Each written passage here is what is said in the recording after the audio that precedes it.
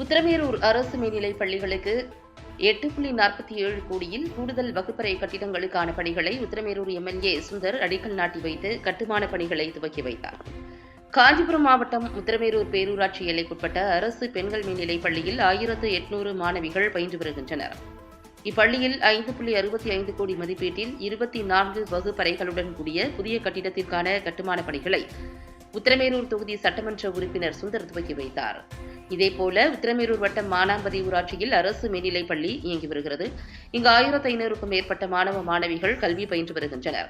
இப்பள்ளியில் போதிய வகுப்பறை கட்டிடம் இல்லாததால் கூடுதல் வகுப்பறை கட்டிடங்களை கட்ட பெற்றோர்கள் கோரிக்கை விடுத்து வந்த நிலையில் 2024-2025 நிதியாண்டில் நபார்டு திட்டத்தின் கீழ் ரூபாய் 2.82 கோடி மதிப்பிலான 12 வகுப்பறைகளை கொண்ட புதிய கட்டிடத்திற்கான கட்டுமான பணிகளை சுந்தர் எம்எல்ஏ துவக்கி வைத்து அரசு பள்ளி மாணவ மாணவிகளுக்கு இனிப்புகளை வழங்கினார்.